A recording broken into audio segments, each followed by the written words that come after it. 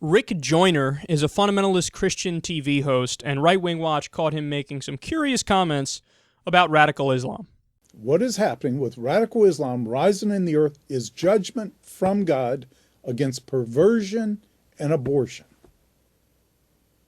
And these are two of the things Islam hates the most. They hate abortion. They think this is the craziest thing. They don't abort their babies. And they don't tolerate those who do. It's murder. And they hate the perversion, even though it's got a grip on them in many ways. They hate it. Now, I'm not saying the movement is from God. I'm not saying Islam is from God, but I believe God's using it just the way he used the heathen nations around Israel. Whenever Israel fell into apostasy, he would use the heathen nations around Israel to discipline them. So you're for radical Islam, right? You're saying radical Islam is from God. That's what you're saying. So you're for it, right? Unless, of course, you're questioning the motives of your God, your creator, your Lord, the supreme being who's omnipotent. You're saying you support radical Islam. I'm not. Am I misinterpreting it? You just said it's a movement from God to discipline us for the evils of abortion and perversion. Okay. Number one, thank you for admitting you agree with the likes of Al-Qaeda and ISIS and everything. We really appreciate it. It proves our theory all along that Christian fundamentalists basically agree with Muslim fundamentalists. So thank you for just admitting it and just saying it. Way to go. But read your goddamn Bible before you talk.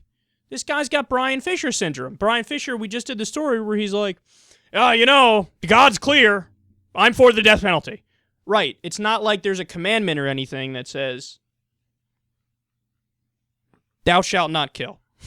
He just disregards that part. Now, I'm not saying there's not a contradiction in the Bible on that. There is. Of course there is. God's a genocidal maniac throughout most of the Bible. Sure. But that part is there too, and Brian Fisher, ignore it. That doesn't exist because it doesn't fit my argument right now, so shut her up. Shut her up.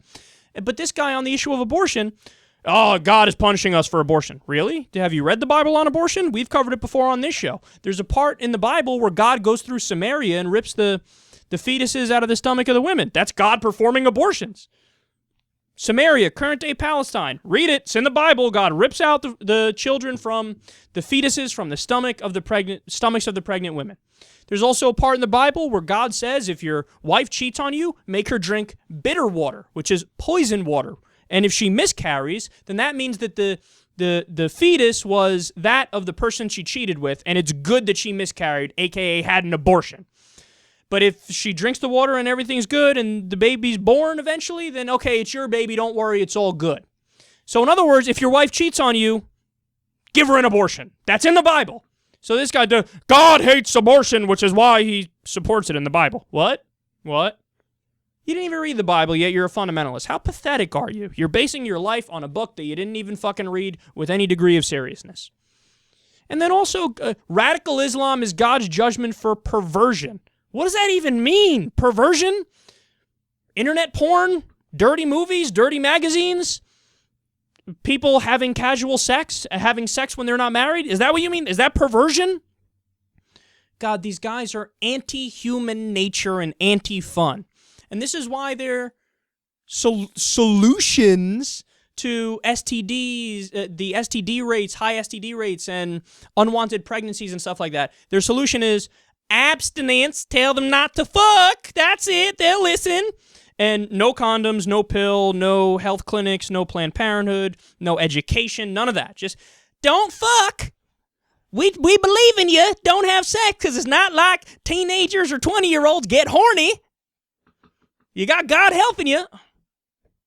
They're anti-human nature. They're telling you we would rather have radical Islam exist and wreak havoc and kill people if it means that we cut out perversion. That's what he's saying right there.